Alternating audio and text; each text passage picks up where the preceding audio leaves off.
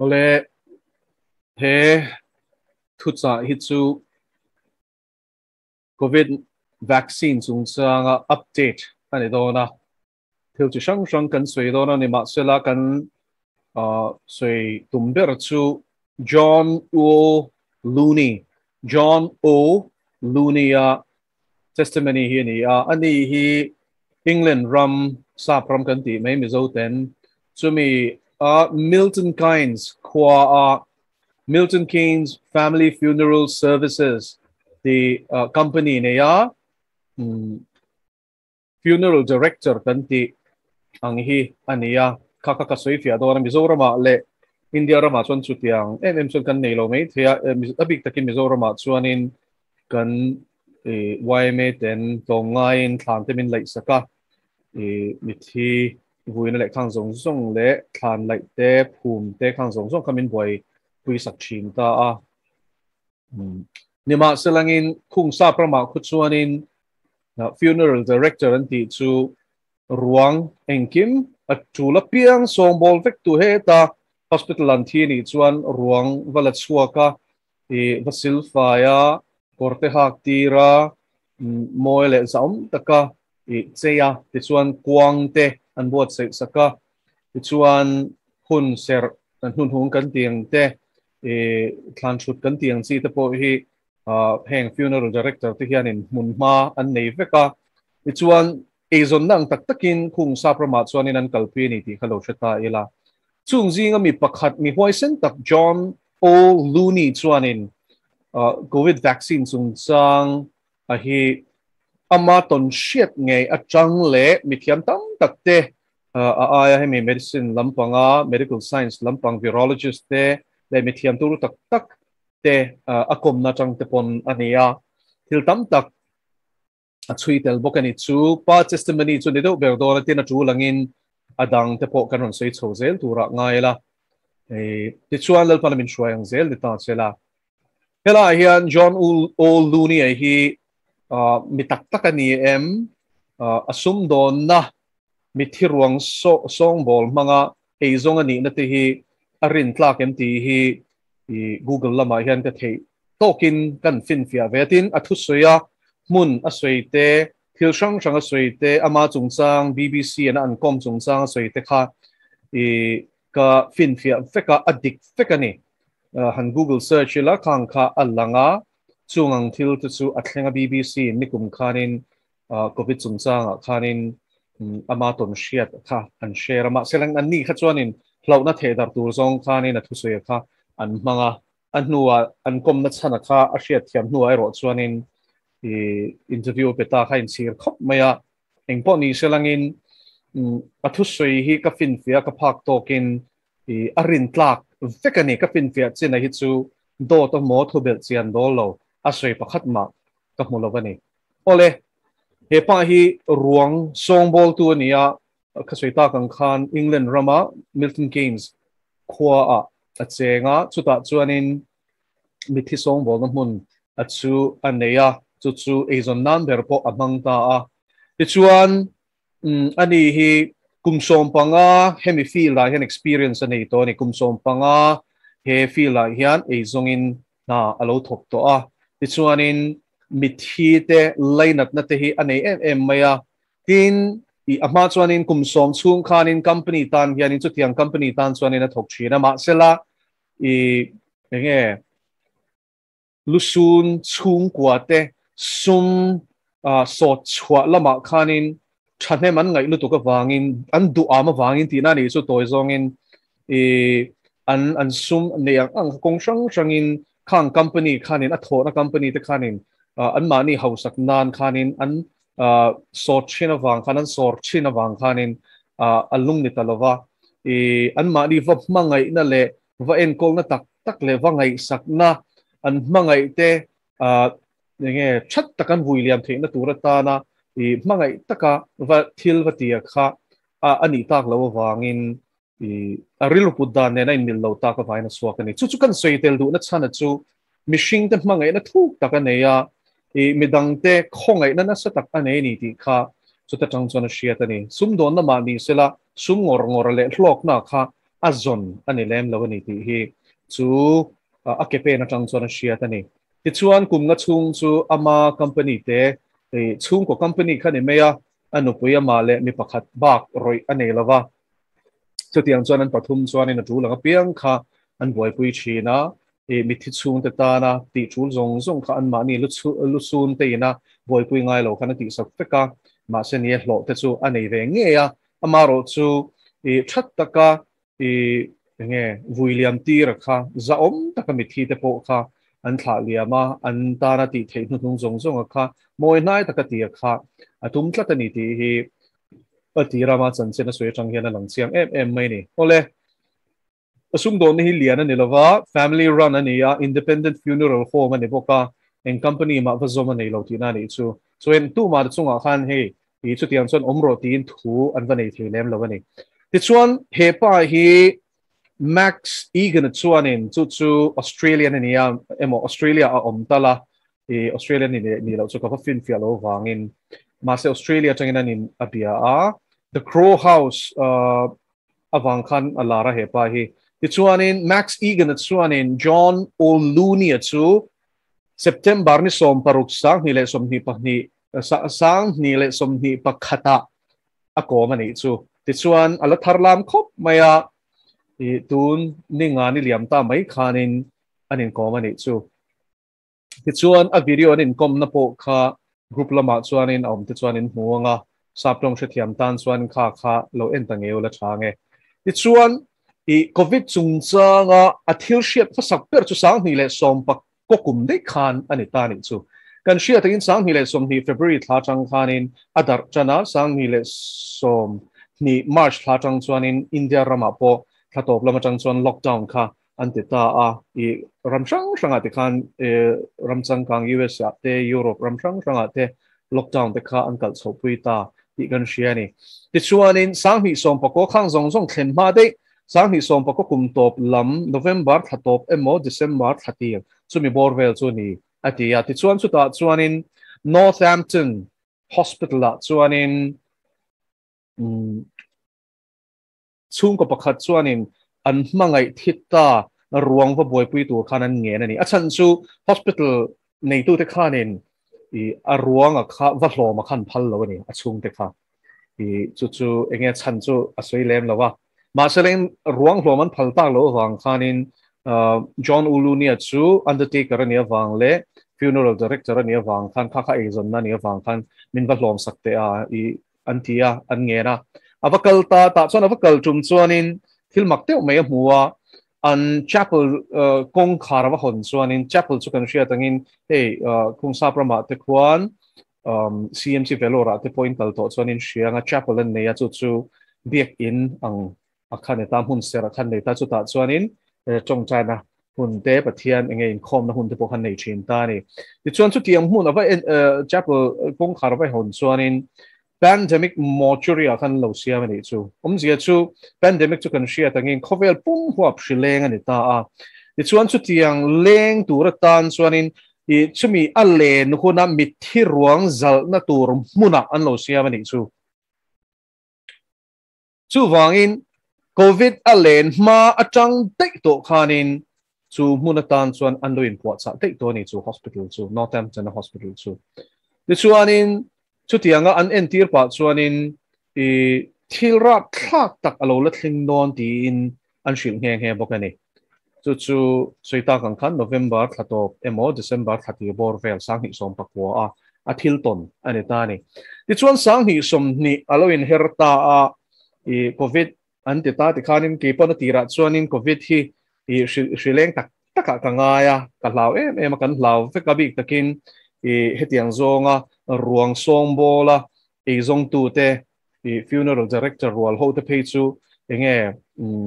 society ang te khan din chawa chan chu anjinga mi tu po kha hriawang khan lo thita sela kata khan society khan in an chung te alo enkol saksel theina turatan khanin in chan pui ton tu khanin guam man nan siamari chuan jinga khan tu po khanin shi khan kai theya mi thi ruang achan chu khatiang covid awanga thi te po khan song bo khangai don thosia chumi awang chuanin an lo in ruam hon lok ani kan hlau ang reng khop maya kan ral chi ang reng khop maya ati ne tira chuan tin covid kha shileng tak taka atira po kanga ke point atia amaro chu i glove ti te chung te chu kan ti dan pa ngai ni ta a funeral director chuan apron an tia hi malama he thleng sil dona an kor orang hi om zon an kor orang hi khatiang le glove hi chu ka vuat china ti chumdanga po tin mask ero hi chu ruang troi to kan boi pui don sawin rim na deuh hlik to a rim la ka inveng tu sawin ani ta na ta shik la ka chuan veng chuang lo ti chu kan hria chuan mask kan vuak ngai lo ta a ati ni ti chuanin sang hi le som hia chuanin enge thil atong tatlat me ni chu ta chuanin kumruk mi mei chano pang hi cancer awangin a thia amaro chu covid awanga thi ang khan an ziak ta ni ta chuanin kan boi pui thovel tur kha chung lai chuan covid ti shileng ti vela kha ka hlau ve tho ni ti ma shilangin a chung te ka ngai to khan ka laina chi khanin engkim atak sasil fai te korhak ti te i ruang dang ka song bol chinang khanin engkim ka katia entera hiv veten thia tuberculosis veten thi ni chuanin i kan in veng ve na sa thina ni ti ni i amaro chu khata khan glove le apron ba kha chu keng lo lova mask ka wa mi alawati chuan ka song bol ta ka kai ni point ni mai ro se i ka thi pha ni pon ni mai ro se ma se a chung te ina hetianga hey a chan chu khang hun lai kha chon kan shia tang khan tv ate ponen ti chin kha i kha khwa po khan aum na khwa po khan ani thota hospital an vakal hi chu i khatiang funeral director ho khanin body bag khanin khatiang covid fe ho kha chu an seal fikati khanin khoi thelo le an chung te poina an mail te pon mu thelo tu khan an bag khan da affect chin ani ma se John O Looney chuanin an leinat om me khati ve don lo atia i chung hun lai chuanin shive nge shilenga kha ring tak taka ma se langin ti du lo lui ni chu chan chu chung te kha alaina ta wangin ti chuanin engkem ka silfaya mi nidanga ruang ka song bol chenangin kormoi takin ka hang tira chuanin akwanga chuan ka zala a chung te nen chuan in thla na hun te khatiang zong zong hun se fe kha kan mang ho fe ka chuanin ka kai ni pon ka kai ni meng chu i ka thi pha tak le ka thi me ni chu ti khana ti ni ma se engtin ma ka lova kan nu pui in min khoi pui boka chuan mi pakhat roi kan ne chu phei chu i lung phutolin alo na to a mo heart attack alo nei to ni chu tianga changa rondam chuak le khan ne chu wangin lunglam te po chiang kwang phak lo khan ya ma selen tu ma khain tin ma kanom ta chuang lo ne ti chuan sang ni som hi khan khatianga ruang vel kan boi pui chho kha i covid ve lo te po kan boi pui chho zel kha kan na ber ani awang khan bbc atang hian mi se pakhat le me pakhat hianin min ron kom duani ti khamin shia tira chuan kan in kom dan tur zong song chu engkem mai zona min zo tu te chang tur min be se dan thleng khan min shil lok fek ati ni chu wangin hela hi engkem mai kha i set lok fek ani ni chu aril ru le aril ru dik tak angai dan dik tak kha an zot lem lova chang turan be siang khan zia chu khang bbc enge atanga palai ron kal te khanin correspondent ron kal te khanin reporter ron kal te khanin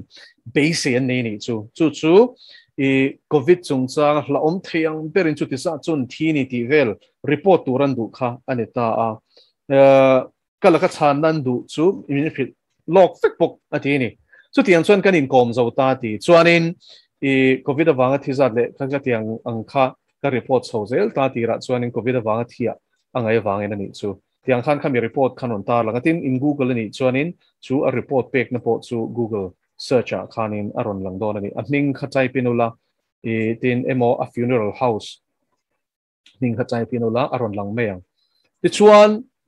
chu ta chun ma selain hun local zela tira khachon kan flau lu tuka ti ni ma se hun local zela kumdanga mithi omzat nen khanin an number chan chu mithi vui thangkan ni wain kum som panga he i hemi konga hianin ezon na ta na kalom han to awang hianin kumtina mishing thi dan za ta kha cho rolin engzat nge ni ti kha ka sheve ni ti ni amaro chu covid mo pandemic leng shipui a leng ti chung si khanin thi na mithi za ta kha an pung chuang ni lo kha makati em ta chu ke ma nga ezong ve tho khatianga mithi ruang songbol tu te le i an hun nung enge boy pui tu te i ang khau po kha kan zo po khan an ni po khan chulai chu an report dan tho ne ta eng ma asan pha chuan lo ni entiana hria leng ani chuan thi phuka ron sang hloi tur ani ama selangin khatiang khom chuang lo kum danga an thi ai ma khan kum sang ni le som hia phei chuanin sang ni le som pakwa a mit thi ka vui ain an claim zo ati nge nge ni tira chuan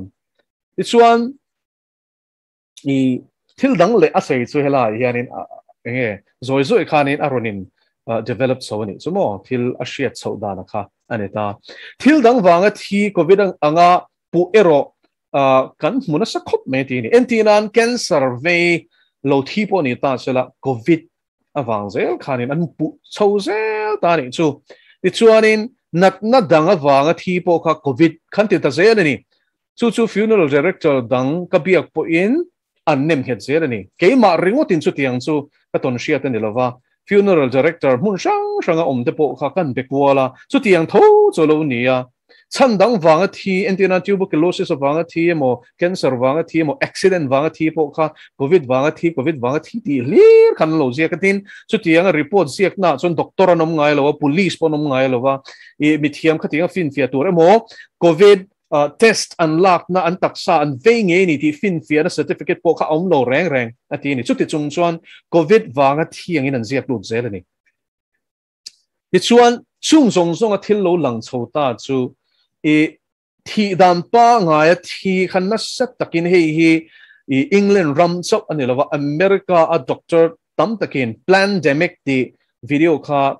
bichut in an name ka share khata khan lo enta ula pandemic chu ta chuan Judy Merkowitz molecular biologist khan koma chu ta chuan in doctor dang te po khan koma ni chung doctor te chuan ingwangin nge ni le chan dang wang te thi te hi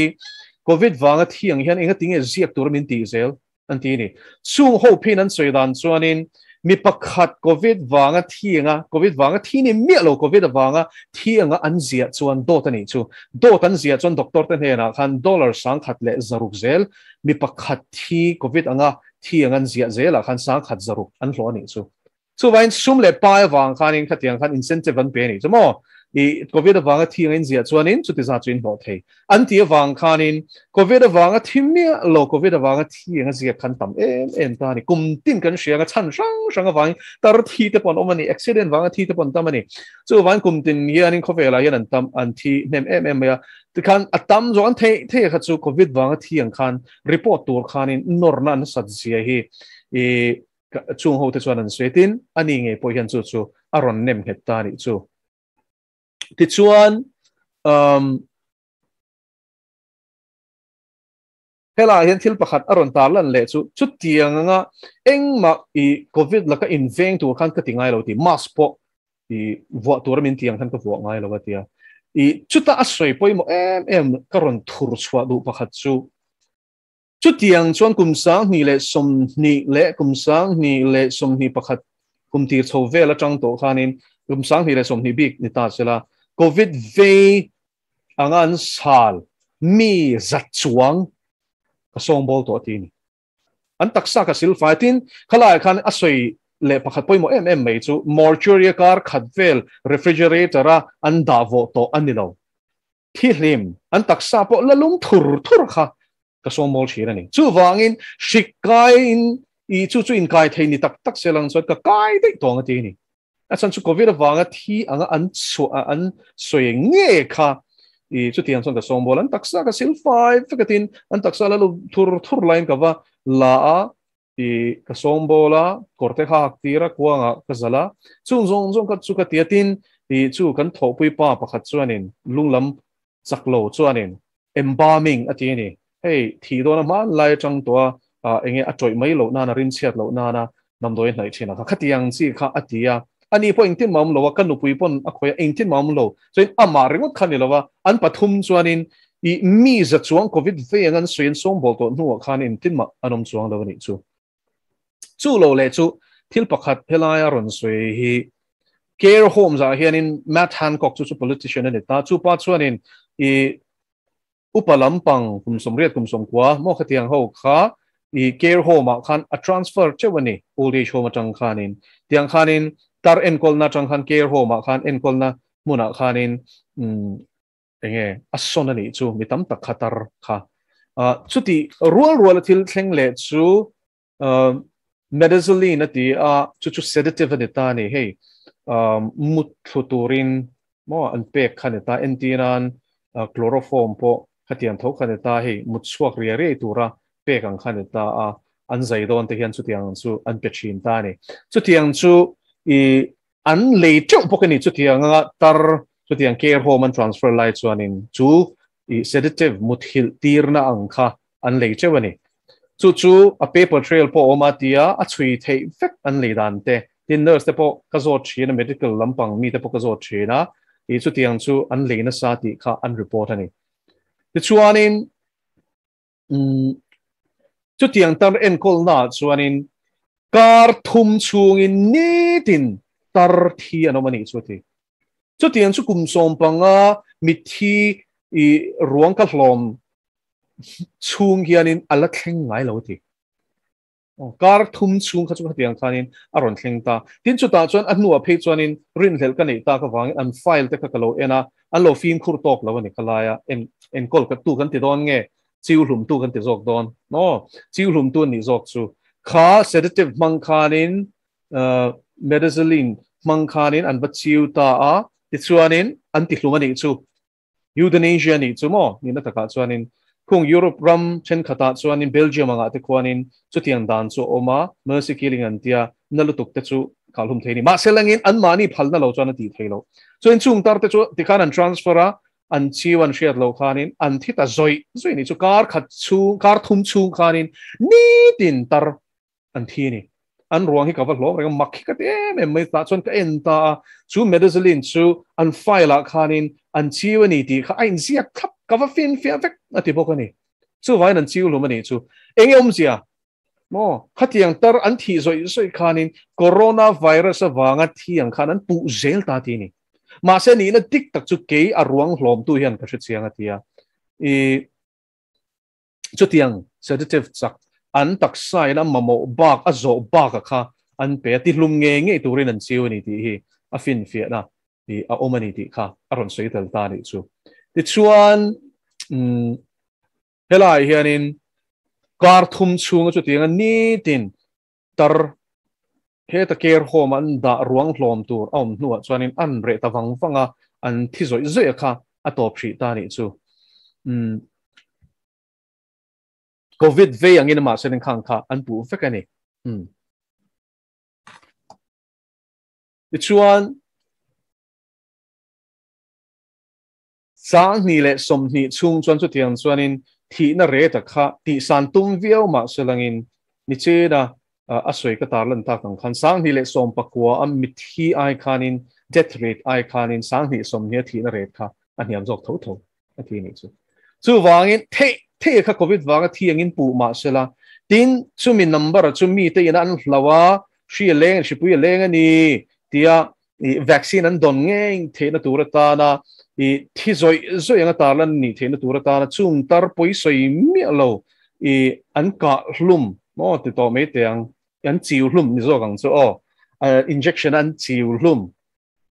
ate po chu khang po khanin an number kha ati sang chuang lo ti ni chu tiang khop chon chan lama sela ti chuanin chu ta chuanin thilom zia kan man chho khanin sang ni le som ni pakhat vaccine an pek chan huna chan an thi soyang tin ka soi lo ka ti ka thian te chuan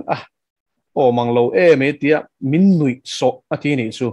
min nui so ni ma sering sang ni le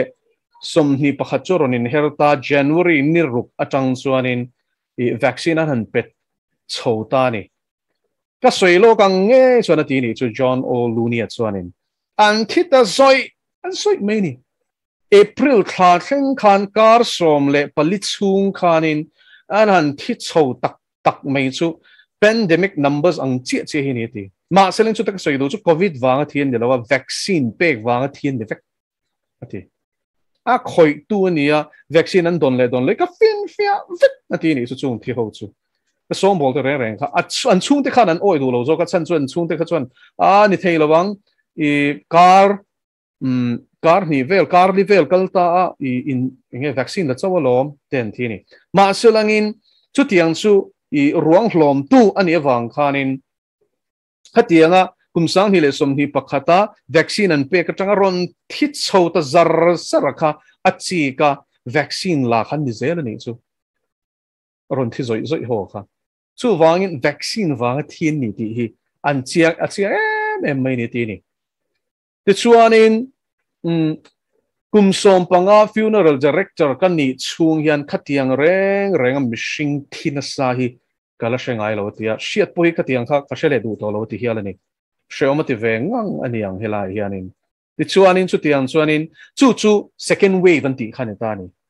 ikhan kan thiam chanem o second wave engwang ngen soilok thei vaccine pe ka vain an thi soi zoi don tian shia to wangin ani o ti chuan chu variant tharwanga I thi angin an pu ta dei ta dot an the dara chu mi poiten kan oyanga hlo na khapung zual sawanga ti chuan chumin hnuwa chuan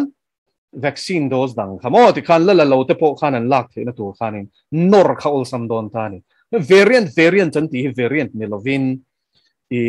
vaccine an pe ka wanga vaccine side effect vaccine hong chalo wanga thien ni ti kha alang chiang ta em aron ti ni chu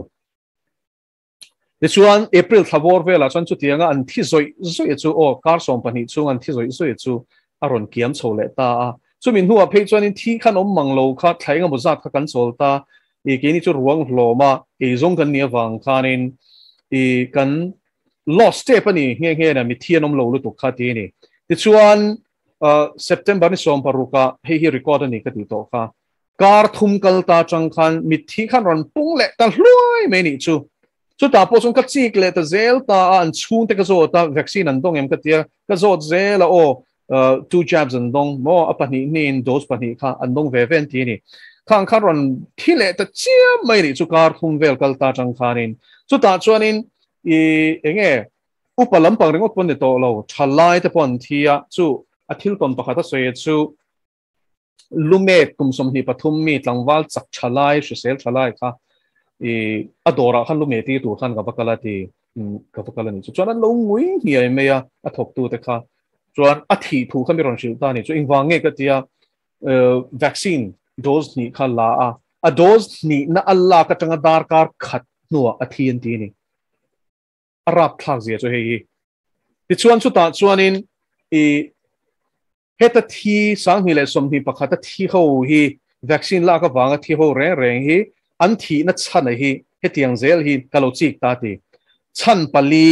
hian na khung the ni an thi na chan kha pakhat na chu heart attack lungphu cholin an thi mo tam ta kha lungphu cholin an thi ni pani na chuanin thi sen khang mo blood clotting an te ta ni thi sen hi kan shia tangin luang reng tur ani ta kan tak samamo cho kha taksa kha na sem kwal ani ma se chu luang thei to lawa aklot akhang ani chuanin thi kha kan haba khan me ta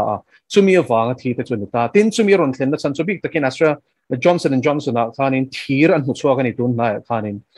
Dr. Jane Ruby chuanin chu reporter I vaccine vial chi changchang Pfizer Moderna AstraZeneca le Johnson & Johnson hi an en fikani mo a vaccine khan en chu ta chuanin parasite ten mo ni chu shik na nge shik khan mo ni tin thir chi sang an huwa thir in hlom khom ten huwa tin nanolipid particle kan ti te kha an zuk mo ni chu wangin khatiang thir an kalu wang khanin tak chung khan na sa takin a khoi ching pen ta blood clotting mo thisen khara khan khar khain siama chu tam takin an thi pui ni chung chu aron soi chota chan pathum na chuanin stroke wangin an thi ni vaccine an la chuan stroke ani chu lung phu chol pakhat na pani na chuan I thi khar pathum na chuan stroke ani ta pali na chuanin taksa peng sang enge chethut entiran lung kal thin kha chuap ang chi te voile khata enge chethut arwalin ani chu pakhat pon ni lovin pani pathum kharwalin a chethuta an thi pui ni chu tiang chu an thi chan pali ati ni chu ti chuan chu tiang chu ka hriat hnuwa chuan ka tlang au chan ta ti ti chuan funeral director somli le panga chuan mi ron call ta isoyang che ke ni pokan thil to ni sang hi som hi enge thi na ret pa ngai chho pat ma selangin covid wanga thi anga report to kan ta o thil pakhat ka soi mai a soi chu sang ni le som ni khanin chu tianga covid wanga thi anga I enge report tur ni wang khan sarkar mi roi pakhat hi ron kala ti chuanin covid kai athi te covid wanga thi lo te covid wa ve lo te mo mi thi chungchang khami ron zo ta thil sang sang te an mani chungchang khami ron zo ta chuanin kartin tho chana hianin mi ron zo thina ti ni ti chuan tho chana min zo kha report ka pe so ta tia chuan chu sarkar roi po chuanin sarkar ena nan pe ka wang khan ron ti ni me covid wang hian mi hian thi lo hi atia makhit em mai nga tinge hen hai min pe koi ka se thiam lo tia sang hi som hi chuan chu thil chu I sarkar roi ngein a soi ni chu ma se nuwa chuanin sarkar in to kan ti to ni ron kal to lem lawa report to ka pe ta lem lawa ti ni ti chuanin mi thiam a ron te azot le ta ni delta variant tu na hianin an soi war em ni tro he ta yan atla om lu tuk an ti ta chu mi wang chon vaccine lak tu ma se tam tak chon vaccine hi thok lo ti te kha an ron report vele tho ta ni chu la chuanin NHS chu National Health Services an ta ni UK United Kingdom a chuanin sarkar chom mi pui te sel en call to system an ta hi pol an ta ni chu chumi NHS a doctor mi thiam tak tak roi te nge chuanin I heng delta variant an ti te hi chung mi thiam te nge chuan vaccine na tho thalo ani jok an ti ni delta variant an ti hi NHS a thok tu te nge doctor mi thiam rual tak tak virologist te chung ho chuanin hei hi variant thar ni lovin vaccine hong thalo ani aron ti ni chu ti chuan variant thar om lo ma selen variant thar ani ti ring tu ra min du wangin hei hian the dar tabak ani chu mo chu vain a chi tharon chok le to a hlom lu tu vaccine mo vaccine la tur khanin mi puite min nor nan khanin variant thar chok ang khanon soi zel tatin third wave an ti tani tuna hen third wave an ti a po hen no pang an tuar don an tia an soi lok tero enge chu chon soi lok the na chan a chan chu no pang an chiu chan tak alom chu tak chu John O Looney hian a ron ta lang ta ni no pang an chiu an akina chuan no pang te po hi an la ron thi soi don mo a poilu to ke hi poilu to chu vai mi pui te hi kan har a hun to ni ti chuan children will die as a direct result of these injections arontini no pangti heng vaccine an pe ka wang nge hian an la thi zoi don atini ngai reng ma ro rontia adik chi reng ani puitling pon thia tero then third wave an ti na chana chu variant thar in no pang ava be wang ni lo khanin vaccine no pang hner an pe ka wang zo khanin an thi zoi don aronte tani chu ti chuanin I funeral director somli panga te chuan hetianga public taka helai thu athil mu chwa asoi ta ka wang chuanin kan ton shiat ainang che sang hi som hia khan thibel anom lawani ma selen covid awanga thiangin an ziak zel ta vaccine an pe ka changin an thi soi kha somli panga khanin amar ringot ani lo ni chu John O Looney chu mo funeral director somli panga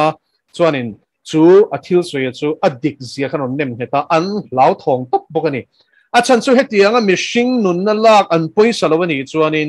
an thuruk puang zar ke poi ka him lawati ni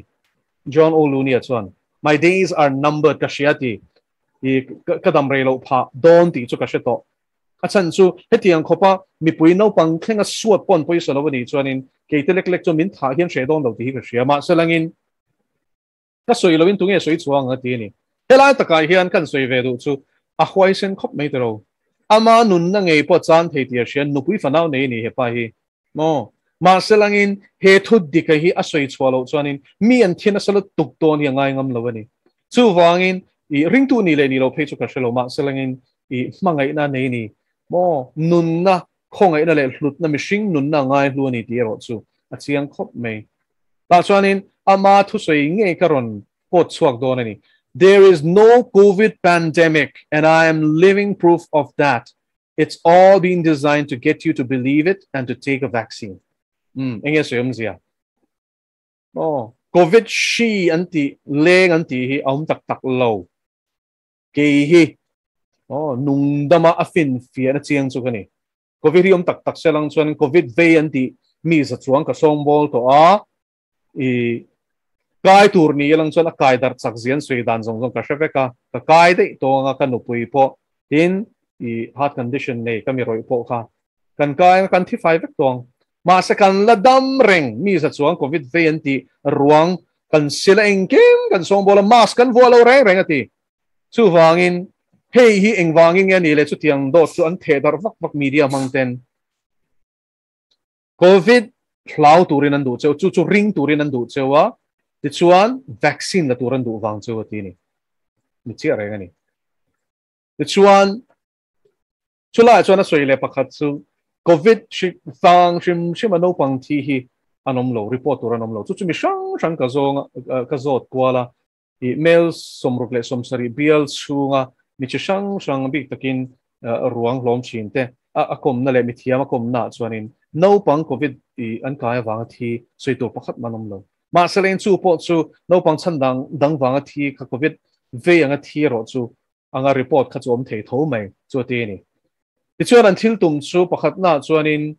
puitling te ti hlum ba ka no pangte fanei thelo siam hi ani ti kha ma ngai da tharon soi so ta ni chu a chan chuan chi wanga heng vaccine an la ka wang hen no pangte an thi nga lo ani pon tuna po I myocarditis le pericarditis I khami an lungvung nat nang kha no panga po hian an salut tuk ti khalo sia ila versa chu tiang report chu ni CDC a phe chuanin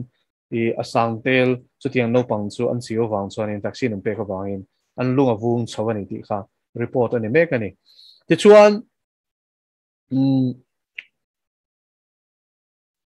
ole tuna vaccine a hi rhesus monkey an tia zong chi khata khanin an pe chin ta ni chung zong chi khat chu zong zani rual khanin an chiu ta ni anti 5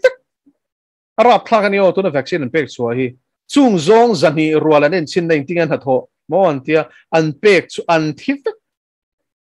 enge machine hian thilo na tu tin he pai na soidan phei chuanin kum nga chung chuanin vaccine lo ho hi in mangai te vaccine lo ho po kha an la thi zoi do na ti ni chu ama I clear da na soi ni chu ti chuan thil pakhat aron soi le poimo mai chu HMP Willingboro atita chu ta chuanin I HMP tiom zia chu Her Majesty's Prison Service anetani England lalnu I tan in I lampang kha ani chu mo tan in service lampang kha anetani so when England chu kan ria tangin lalnu hnuaya khan lal ho hnuaya khan an la om ta a chung lal ho hnuaya om a chuanin tan in po kha an en kol ta ni chu chung tan in an en kol na mun pakhat chu tuna hian covid la ya enge sumdo na tlathiama tikhanin ram economy na tuara a tuar mek line enga tinge tanin an siam tanin tharten siam I kan Google china hi po hi a omani no I Her Majesty's Prison Service HMP Willingboro ti hi a oma Willingboro hian chu tiang cross shaped prison emo tan in chu an siam nge atharin an siama kumsang hi le som ni pani January a hian honan tumani chu ta chuan an nin an report dana chuan inmate mi sang khazaru borvel link tur siamani hei tuk verte po in hong bar te po mialo enge huan te khom tani chu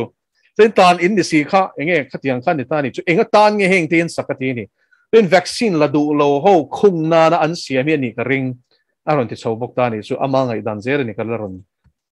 tarlan zer ki tu tiang bokin Leicester City a khanin Glenpower muna tu tiang I tan in chu an sathar le bokani chu ani soidana chuanin Willingboro khanin mi sing thuman leng atini I khalai khachunia Google a khachuanin sang khazaru borvel khatia I kashe thiam che lo khalai khachu ole ti chuan hela hianin Australia po hian tuna hianin an khauzia kan muwa I khatiang quarantine chon chwalo na turin sipai ten ventin zana an chwalo na turin sipai an veng ani chu mo chung chu tuna hian a thleng mek ta ni ole thil pakhat poimo teu meron tarlan pakhat le chu sang ni le pakhat khan e hospital la hianin ot mo thutiam an la thin ta ni chu doctor walte nurse walte le hospital thoko reng khan chung an ota chuan hei damlo te enkol tur te mangai tak enkol tur te an narinom tur te khang te kha thutiam khan la thin ta ni mà sẽ chủ thuật mà chẳng cho nên tu mà bôi cái khởi là vắng tì khá ăn bay này cho sáng này là bạc khát khan gì chú missing ăn đâm lâu en call te bôi khởi tì lum theng bộ khan nên thiang tổ tì na này chú thì cho nurse chen khát te chú cái này ra non câu ta ni chena i sedative medicine tì khá gram som ruk peturin kan ho tu tingen dam lo te chu tianga chiu lum tur chuan chu sedative pe a gram som ruk chu thi nge na turang khane ta ni petur khanin minshil an ti ni anin puang ani chu no so chuanin I chu tiang petura ti te chuan omani chung dam lo te chu thi hlom din hona ding pon ni lo na lu tuk pon ni lo ni chu wangin I hepa in puan na tang tin Russian company reporting a news agency at zok nge chutiang chuanin euro singriat chuang min pek tumin he thu hi vordar to su soi to su tin min tham lungo yan tumati aselangin ngoi chutum lo na same chu vain to na du takteu I vaccine chungchanga ka thu soi khain lo ngai thato ni chuanin I khata khanthil tam taklalpan min soi tira so ta chuan mel ma pa seta ne hian mi tam tak suata tum natura ta na he vaccine hi ma khosanga tang to ruam han lok ania vaccine mi pui ten kan lak du na turin he covid hian the dara ti chuan do tam tak an the dar bokani ti kha ni alang chiang chhota zel ta ti na ni chu wangin tu na hian helmi laka hian ifil hi mang u tin lo la to te po kanomani chuan lali suat hi serena atlen fight helo pakhat mamlo engang tur chakpo heng vaccine hian low carb lut poni sela lalpa mingin ti ret he effect ani tin he a part 2 vaccine part 2 te to mela sermona hianin ka soi du chu tiang mi te lalpan min chong chai tira enge anma ni nge pon veng hokani so in khang tur na tho zong khalalpan asut le the effect lali swat hisen hi chak sok ti kha kan lo shadon ni amaro chum mel ma pa thil tum hi dir ko polan kan hain si lo tiang khanin ring tu te hian kan hailo ero apoi mo khop mai chumi awang chuanin lalpan min ti dam thawang kan la pop pange ti tur ni chuang lawani so vain fing takin nomila hlaw lowila amaro chu thilum zia hi ishiang lalpan thutak kan ta lan te thu kan sui tak te kan zata man som sakwa se